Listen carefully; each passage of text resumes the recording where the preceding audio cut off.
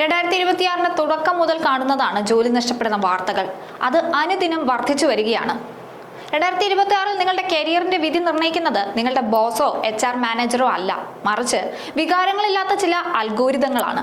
വർഷങ്ങളുടെ അനുഭവ സമ്പത്തും കമ്പനിയോടുള്ള കൂറും ഒരു നിമിഷം കൊണ്ട് വെറും കടലാസ തുണ്ടുകളായി മാറുന്ന കാഴ്ചയാണ് ടെക് ലോകം സാക്ഷ്യം വഹിക്കുന്നത്. മെറ്റയും മൈക്രോസോഫ്റ്റും ഉൾപ്പെടെയുള്ള ഭീമന്മാർ എന്തിനാണ് 45 വയസ്സ് പിന്നിട്ട പ്രൊഫഷണലുകളെ ലക്ഷ്യം വെക്കുന്നത്?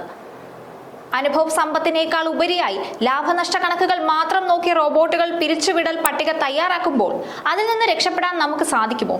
വെറുമൊരു സാമ്പത്തിക മാന്ദ്യമല്ല, മറിച്ച് IT വ്യവസായത്തിന്റെ DNA തന്നെ മാറുന്ന ഈ ലേ ഓഫ് തരംഗത്തിന് പിന്നിലെ നടക്കുന്ന സത്യങ്ങളിലേക്കും അതിജീവന തന്ത്രങ്ങളിലേക്കും നമുക്കൊന്ന് കണ്ണോടിക്കാം. 2026 ആദ്യ മാസങ്ങളിൽ മാത്രം ടെക് ലോകത്ത് നഷ്ടപ്പെട്ടത് 73,000-ലധികം ജോലികൾ. മെറ്റ, ഒറാക്കിൾ, മൈക്രോസോഫ്റ്റ് തുടങ്ങി ഭീമൻ കമ്പനികൾ ജീവനക്കാരെ കൂട്ടത്തോടെ പിരിച്ചുവിടുമ്പോൾ ലേ ഓഫിന്റെ കത്രിക പതിക്കുന്നത് പ്രധാനമായും 45 വയസ്സ് പിന്നിട്ട ഉയർന്ന ശമ്പളം വാങ്ങുന്ന സീനിയർ ഉദ്യോഗസ്ഥരുടെ മേലാണ്. അനുഭവ സമ്പത്തിനേക്കാൾ ഉപരിയായി ലാഭനഷ്ട കണക്കുകൾ മാത്രം നോക്കി കൃത്യതയോടു കൂടിയാണ് പല കമ്പനികളും പിരിച്ചുവിടൽ നടപ്പിലാക്കുന്നത്. പണ്ടുകാലത്ത് ഒരു കമ്പനിയിൽ പിരിച്ചുവിടൽ നടക്കുമ്പോൾ അതിൽ മാനുഷികമായ പരിഗണനകൾക്കും വ്യക്തിഗത പ്രകടനങ്ങൾക്കും സ്ഥാനമുണ്ടായിരുന്നു. എന്നാൽ 2026 സ്ഥിതി വ്യത്യസ്തമാണ്. ഇവിടെ തീരുമാനങ്ങൾ എടുക്കുന്നത് മാനേജർ അല്ല, മറിച്ച് അൽഗോരിതങ്ങളാണ്. 95ഓളം പ്രമുഖ കമ്പനികളിലായി നടന്ന 73,000-ലധികം പിരിച്ചുവിടലുകൾക്ക് പിന്നിൽ കൃത്യമായ പ്ലാൻ ഉണ്ട്.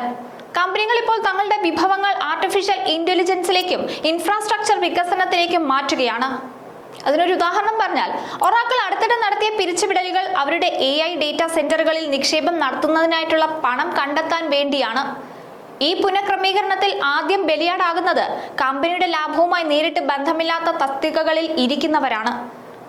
45 വയസ്സ് അത്ര കുഴപ്പം പിടിച്ച പ്രായമോ എന്ന ചോദ്യമാണ് ഇപ്പോൾ പലരും ചോദിക്കുന്നത്.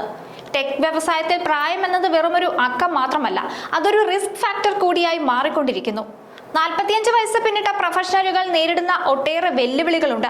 വർഷങ്ങളുടെ പരിചയ സമ്പത്തുള്ള ഇവർ വിപണി നിരക്കിനേക്കാൾ ഉയർന്ന ശമ്പളവും സ്റ്റോക്ക് ഓപ്ഷനുകളും കൈപ്പറ്റുന്നവരായിരിക്കും. ഒരു ജീവനക്കാരന് നൽകുന്ന ശമ്പളവും അയാൾ കമ്പനിക്ക് ഉണ്ടാക്കി നൽകുന്ന ലാഭവും തമ്മിലുള്ള അനുപാതം അൽഗോരിതങ്ങൾ വിശകലനം ചെയ്യുന്നു. സീനിയർ തസ്തികകളിൽ ഇരിക്കുന്നവരുടെ വരുമാനം നേരിട്ടളക്കാൻ പ്രയാസമാണെങ്കിൽ അവർ ലിസ്റ്റിൽ ഒന്നാമതാകുന്നു. ടീമുകളെ നയിക്കാതെ ഇൻഡിവിജ്വൽ കോൺട്രിബ്യൂട്ടറായി തുടരുന്ന സീനിയർ ജീവനക്കാർക്ക് അപകട സാധ്യത കൂടുതലാണ്. ആരെയാണ് ഈ തരംഗം ആദ്യം ബാധിക്കുന്നതെന്ന് പരിശോധിച്ചാൽ കമ്പനികൾ ഇപ്പോൾ ഒപ്റ്റിമൈസേഷൻ എന്ന തന്ത്രമാണ് പയറ്റുന്നതെന്ന് പറയേണ്ടി വരും. ഇതിൽ പ്രധാനമായും ഇരയാകുന്നത് 3 വിഭാഗങ്ങളാണ്. 1. മിഡ് ടു സീനിയർ ലെവൽ ജീവനക്കാർ, ടീമിനെ നിയന്ത്രിക്കാനില്ലാത്ത എന്നാൽ ഉയർന്ന ശമ്പളം വാങ്ങുന്ന സീനിയർ ജീവനക്കാർ. 2. സപ്പോർട്ട് ഫംഗ്ഷനുകൾ, അതായത് HR, മാർക്കറ്റിംഗ്, ഇന്റേണൽ ഓപ്പറേഷൻസ് തുടങ്ങിയ വിഭാഗങ്ങൾ. ഇവരുടെ സ്വാധീനം സാമ്പത്തികമായി പെട്ടെന്ന് അളക്കാൻ കഴിയില്ല. വലിയ കമ്പനികൾ മറ്റ് ചെറിയ സ്ഥാപനങ്ങളെ ഏറ്റെടുക്കുമ്പോൾ ഒരേ ജോലി ചെയ്യുന്ന 2 ടീമുകൾ ഉണ്ടാകുന്നു. ഇവിടെ കുറഞ്ഞ ശമ്പളത്തിൽ ജോലി ചെയ്യുന്നവരെ നിലനിർത്തി മറ്റുള്ളവരെ ഒഴിവാക്കുന്നു. പ്രായവിവേചനം എന്നത് കൈപ്പേറിയ സത്യമാണ്. 40കളുടെ അവസാനത്തിൽ എത്തുമ്പോൾ സ്വന്തം ജോലി സുരക്ഷിതമാണോ എന്ന് ആശങ്കപ്പെടേണ്ട അവസ്ഥയാണ് ഇന്നത്തെ IT ഉദ്യോഗസ്ഥർക്കുള്ളത്. പരിചയസമ്പന്നരായ ഉദ്യോഗസ്ഥർക്ക് പുതിയ സാങ്കേതിക വിദ്യകളുമായി ഇഴകിച്ചേരാൻ കഴിയില്ലെന്ന തെറ്റായ ധാരണയും ഈ വിവേചനത്തിന് പിന്നിലുണ്ട്.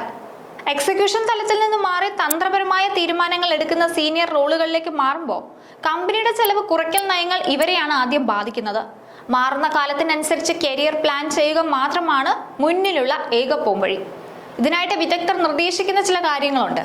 അതിൽ ആദ്യത്തേത് ഇമ്പാക്ട് വിസിബിലിറ്റിയാണ്. നിങ്ങളുടെ ജോലി കമ്പനിയുടെ വരുമാനത്തെ എങ്ങനെ സഹായിക്കുന്നുവെന്ന് കൃത്യമായി ബോധ്യപ്പെടുത്തുക. വെറുതെ ജോലിയിൽ വ്യാപൃതനായിരിക്കുന്നതും മൂല്യമുള്ള ജോലി ചെയ്യുന്നതും രണ്ടാണ്. രണ്ടാമത്തേത് AI നൈപുണ്യം. നിങ്ങൾ ഏത് മേഖലയിലാണെങ്കിലും AI എങ്ങനെ നിങ്ങളുടെ ജോലിയെ സ്വാധീനിക്കുന്നുവെന്ന് മനസ്സിലാക്കി അത് പഠിച്ചെടുക്കാൻ ശ്രമിക്കുക. 3. നെറ്റ്വർക്കിംഗ്.